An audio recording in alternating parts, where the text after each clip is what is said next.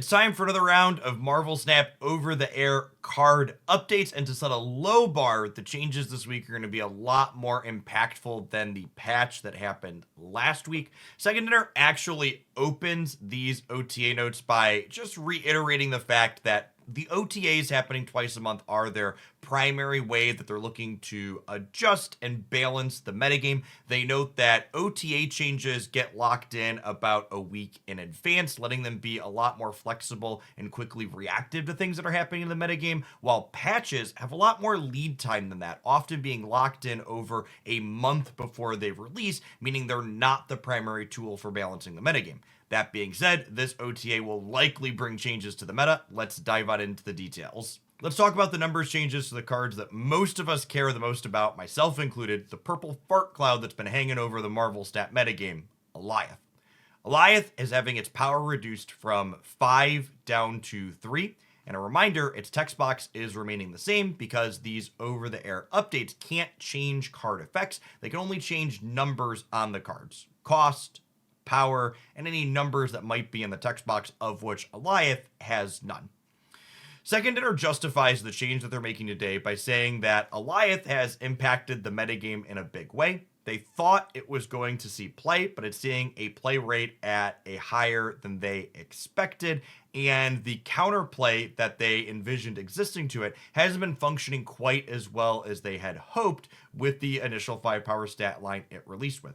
Specifically, Second Dinner calls out Dr. Doom putting a Doombot into a path as being potentially better counterplay with Alioth losing stats. I think something like Captain Marvel stands to contest Alioth paths as well now. At the very least, it means that Alioth isn't going to be able to jump into a path where you're behind. You're going to need to be solidly ahead if you don't want to risk losing to these other cards that can add power there after the fact without actually being in the lane.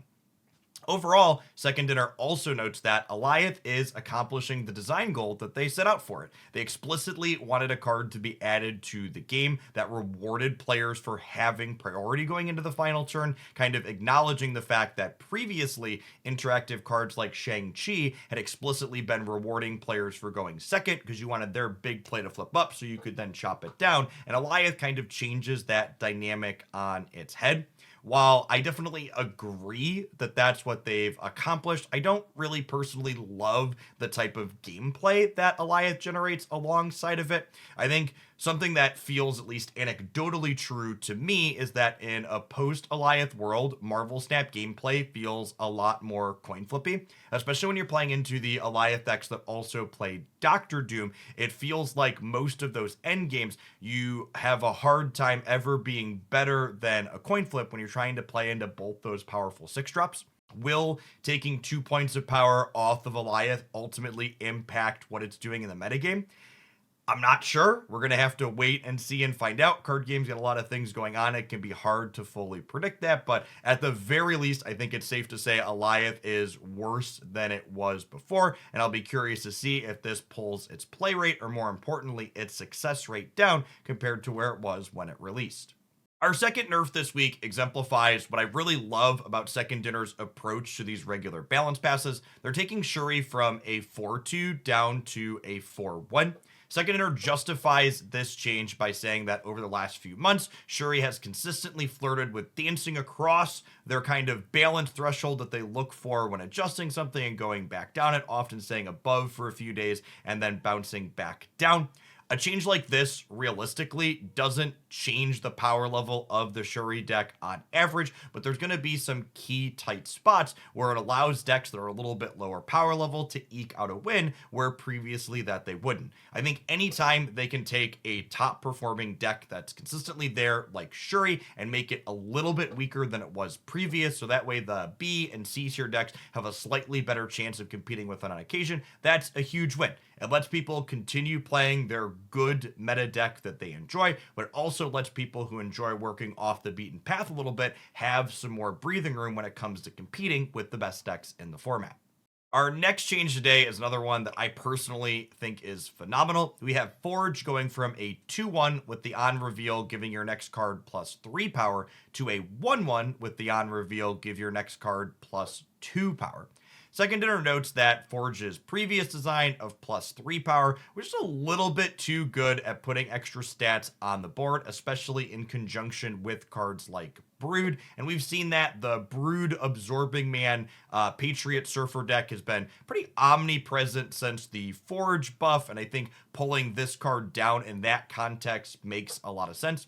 I also love changes like this one because this isn't a strict downgrade. While Forge is giving less of a buff, it also has less of a cost associated with it, which means you're going to be able to fit it into your curve in spots that you wouldn't have previously been able to. For example, you'll now be able to play Forge on turn 1 and then Mr. Sinister on turn 2, giving you 9 power for 3 energy across 2 cards.